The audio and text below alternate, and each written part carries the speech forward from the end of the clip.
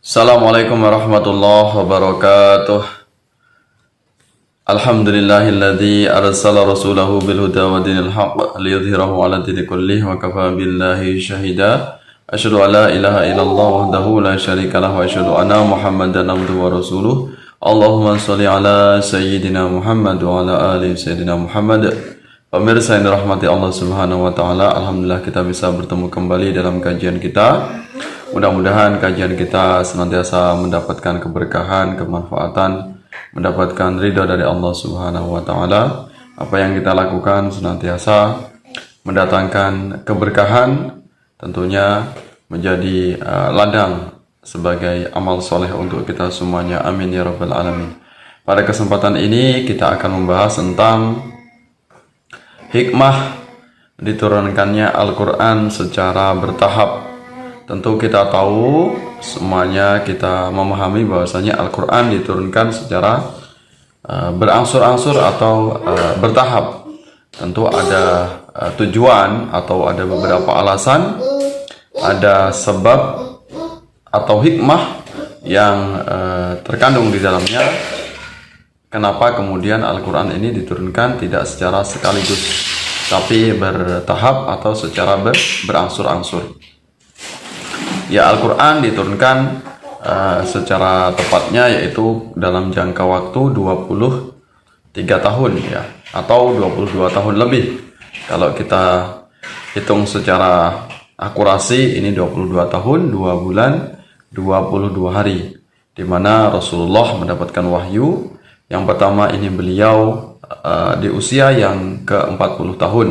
Kemudian beliau wafat pada 63 tahun. Jadi kurang lebih ada rentang waktu 23 tahun masyarakat Mekah, Madinah atau masyarakat Arab mendapatkan naungan wahyu, ya, mendapatkan naungan petunjuk dari Allah Subhanahu wa taala. Nah, ini ada beberapa alasan kemudian Al-Quran ini tidak diturunkan secara sekaligus. Ini berbeda dengan kitab atau perintah yang diturunkan oleh Nabi oleh Allah kepada Nabi sebelumnya. Misalnya wahyu yang diturunkan kepada Nabi Musa, yaitu 10 perintah Tuhan, di mana beliau ini mendapatkan wahyu di Bukit Tursina. Ya. Poin yang pertama, mengapa Al-Quran diturunkan secara bertahap, atau hikmah yang bisa kita dapatkan mengapa Al-Quran diturunkan secara berangsur-angsur. Yang pertama adalah respon terhadap situasi tertentu, ya, respon terhadap kondisi sosio-historis masyarakat Arab. Tentu Al-Quran ini turun bukan dalam ruang hampa.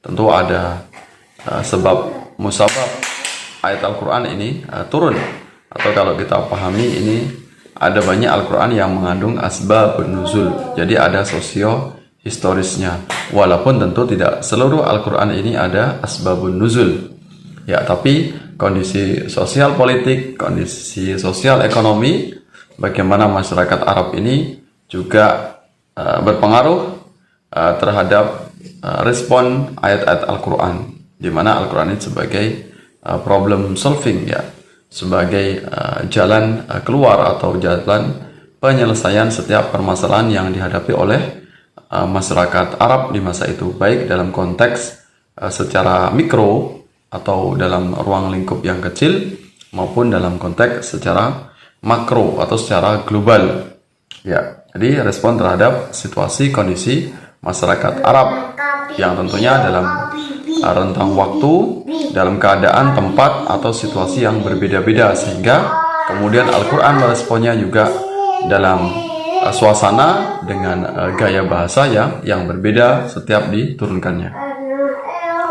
Yang poin kedua, ini sebagai jawaban atas pertanyaan masyarakat Arab atau masyarakat Quraisy di masa itu. Jadi ada banyak ayat Al-Quran yang itu mengindikasikan tentang pertanyaan-pertanyaan masyarakat Arab kepada Rasulullah SAW. Kemudian Rasulullah memberikan jawaban apa yang menjadi tujuan syariat, respon Al-Quran terhadap segala permasalahan yang terjadi di masyarakat Arab. Jadi setiap ada pertanyaan yang diajukan kepada Rasulullah, maka kemudian Rasulullah memberikan jawaban yang itu tentunya bersumber dari Allah Subhanahu wa Ta'ala. Jadi jawaban yang disampaikan oleh Rasulullah menghadapi berbagai macam permasalahan yang dihadapi oleh masyarakat Arab tentu selalu mendapatkan naungan wahyu, mendapatkan wahyu dari Allah Subhanahu wa Ta'ala. Ya. Nah, itu poin yang kedua, jawaban atas berbagai macam pertanyaan terhadap masyarakat Arab. Makanya dalam Al-Quran banyak sekali kata-kata yang didahului oleh redaksi yas'alunaka. Ya, mereka bertanya kepadamu wahai Muhammad tentang beberapa hal, ya, berbagai macam permasalahan. Yas'alunaka 'anil mahid, misalnya tentang darah haid. Yas'alunaka 'anil khamri wal maisir, tentang arak dan judi misalnya. Yas'alunaka 'anil ahillah, yas'alunaka 'anil anfal, dan berbagai macam pertanyaan-pertanyaan yang diajukan oleh masyarakat Arab di masa itu. Kemudian poin yang ketiga, ini dalam rangka hikmahnya yaitu sebagai bentuk pentahapan hukum. Ya, kita tahu Al-Quran ini sebuah kitab petunjuk yang tentunya Al-Quran ini sangat toleran sekali, sangat bijaksana dalam menentukan sebuah hukum. Jadi di sini ada pentahapan bagaimana di masa itu masyarakat yang masih jahiliyah, kafir Quraisy, diberikan petunjuk oleh Al-Quran agar mereka bertauhid, mereka mengenal ajaran Allah, syariat Allah, tentu dengan cara yang damai, dengan cara pelan-pelan, ya, tidak waktu yang sangat instan, ya tentu membutuhkan waktu yang relatif lama, kurang lebih 23 tahun. Jadi Islam datang ini mengubah kondisi masyarakat Arab ini bukan dengan cara yang instan, tapi secara bertahap, ya, termasuk dalam memberlakukan berbagai macam hukum-hukum sehingga masyarakat ini mereka benar-benar mantap dalam menjalankan syariat Islam. Jadi mereka tidak merasa keberatan, tidak diberatkan oleh perintah-perintah yang bersumber dari Al-Quran. Termasuk diantaranya yang fardu atau yang pokok dalam rukun Islam ini juga mengalami pentahapan, tidak sekaligus ujuk-ujuk langsung 5 rukun Islam ini diberlakukan secara sekaligus. Jadi ada proses pentahapan hukum, bagaimana tentang respon Al-Quran mengubah masyarakat yang dulunya jahiliyah menjadi mendapatkan sinaran wahyu petunjuk dari Allah Subhanahu wa Ta'ala. Di antara pentahapan hukum diantaranya yaitu tentang hukum miras, ya, atau khomer. Ya, ini ayat pembukanya yaitu bagaimana ketika sahabat Nabi ini mereka dalam keadaan mabuk melaksanakan sholat. Artinya di masa itu ketika para sahabat ini belum diharamkan tentang khomer, jadi mereka masih sholat sambil mabuk. Kemudian pentahapan kedua, yaitu mulailah dikatakan bahwasanya khomer ini memberikan manfaat juga memberikan mudarat, ya, ternyata kemudaratannya atau kerugiannya lebih besar daripada manfaatnya.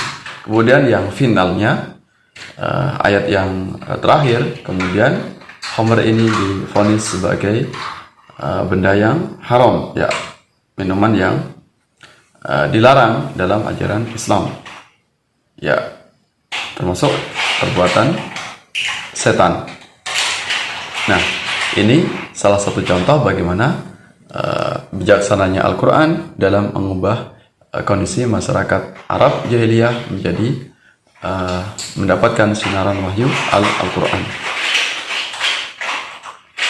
Kemudian poin yang berikutnya, kenapa Al-Quran diturunkan secara bertahap? Hikmahnya yaitu menguatkan mental kesiapan Rasulullah. Jadi dengan adanya ayat Al-Quran yang terus-menerus secara bertahap sedikit demi sedikit ini tentu akan memupuk rasa semangat dalam berdakwah, menambah keimanan dan ketakwaan terhadap ajaran Islam. Ya, ini yang dirasakan oleh Rasulullah dan para sahabatnya. Jadi dengan demikian, ketika mereka down, ketika mereka mendapatkan ujian yang begitu berat, kemudian turunlah ayat berikutnya, saling menyusul, yang itu tentunya akan menguatkan keimanan, ketakwaan Rasulullah dan para sahabatnya. Ya, itu. Jadi sebagai bentuk menyiapkan mental Rasulullah dan para sahabat dalam berdakwah. Kemudian dengan hikmah diturunkannya Al-Quran secara bertahap atau berangsur-angsur, yaitu memperkuat ajaran Al-Quran, memperkuat ajaran Islam. Jadi dengan adanya ayat yang pertama, kemudian dikuatkan lagi dengan ayat berikutnya, ditambah lagi seterusnya, tentunya ini akan mengokohkan fondasi syariat yang telah dibangun oleh ayat sebelumnya. Jadi saling berkaitan, saling merangkai satu sama lain, kemudian menjadi satu kesatuan yang utuh di antara ayat itu, di antara surat yang berkaitan atau saling terkoneksi, yang tidak bisa dipisahkan ajaran Islam dari berbagai macam hukum syariat yang ada. Jadi antara hukum satu dengan hukum yang lain ini saling terkait, ya. Jadi saling menyusul ayat sebelumnya kemudian dikuatkan dengan ayat yang setelahnya. Walaupun itu kadang-kadang Al-Quran memiliki tema yang sama, pembahasan yang sama, tapi tersebar dalam beberapa surat yang berbeda. Sehingga dengan antara satu surat dengan satu surat yang lain ini memiliki munasabah, ya, keterkaitan erat yang tidak bisa dipisahkan, layaknya sebagai sebuah bangunan yang utuh. Nah, ini gambaran agar kita menjalankan syariat Islam ini juga tidak sepotong-sepotong, tidak separuh-separuh, tapi kita secara komprehensif atau secara menyeluruh, atau dalam bahasa Al-Qur'annya itu secara kafah, ya. Nah, kemudian hikmah diturunkan Al-Qur'an secara berangsur-angsur memudahkan proses belajar, ya, belajar Al-Qur'an. Karena kita tahu ketika wahyu turun ini tugas sahabat Nabi, ada yang mencatat, kemudian ada yang menghafal. Kemudian juga yang memiliki kemampuan di antara keduanya itu mereka mencatat sekaligus menghafal.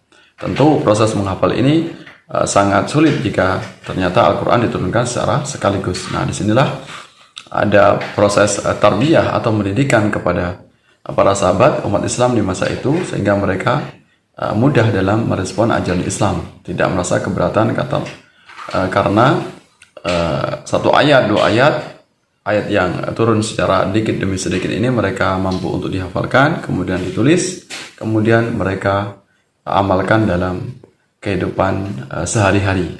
Tentu itu lebih melekat, lebih mantap dalam menjalankan syariat Islam dibandingkan kalau Al-Quran itu turun secara sekaligus. Kemudian poin berikutnya, kenapa Al-Quran ini diturunkan secara bertahap? Hikmahnya adalah karena Al-Quran ini sebagai bentuk bukti, ya, sebagai wahyu Allah, ya, bukti bahwasanya Al-Quran adalah benar-benar wahyu Allah. Kenapa demikian? Karena dalam kurun waktu yang tidak sebentar, kurang lebih 23 tahun, ini ternyata ayat demi ayat, surat demi surat ini saling menguatkan, yang tidak ada kontradiksi antara satu ayat dengan antara surat yang lain. Jadi 30 juz ini saling menguatkan, tidak ada satupun ayat yang kemudian saling bertentangan dengan ayat yang lain. Jadi dengan adanya Al-Quran yang diturunkan secara bertahap ini, maka ini jelaslah bahwasanya bukti Al-Quran ini sangat konsisten, terjaga keamurniannya, terjaga keasliannya. Tentu syariatnya ini tidak bertolak belakang, ya, tidak kontradiksi antara satu ayat atau satu surat dengan surat yang lainnya. Ini berbeda dengan ketika kitab itu sudah dimanipulasi misalnya, tentu akan terjadi berbagai macam kontradiksi, berbagai macam ketidakcocokan antara satu surat atau satu ayat dengan ayat yang lain. Maka dengan bukti bahwasanya dalam renggang waktu yang lama ternyata tidak ada perubahan, tidak ada saling bertentangan atau berlawanan antara ayat yang diturunkan sebelumnya dengan ayat yang diturunkan setelahnya. Justru dengan bertambahnya ayat diturunkan pada masa berikutnya justru akan semakin mengokohkan ayat-ayat yang diturunkan sebelumnya. Nah, ini demikian sebagai bentuk bahwasanya bukti kenapa kemudian Al-Quran diturunkan secara bertahap. Tentu ada beberapa sebab tadi, beberapa hikmah yang bisa kita ambil pelajaran. Ya, mudah-mudahan apa yang saya sampaikan akan semakin menambah kecintaan kita kepada kitab suci Al-Quran, sehingga kita bisa melaksanakan ajaran Al-Quran, sehingga hukum-hukumnya bisa kita praktekkan dalam kehidupan kita sehari-hari. Wallahu a'lam. Mohon maaf atas segala kekurangan, segala kekhilafan. Sampai bertemu dalam kesempatan yang lain. Terima kasih atas perhatiannya. Wallahu muwaffiq illa bit thariq. Wassalamualaikum warahmatullahi wabarakatuh.